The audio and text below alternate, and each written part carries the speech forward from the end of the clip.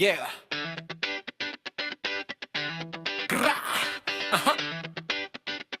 Isang maligayang mansaryo sa inyo Lynn at Marvin.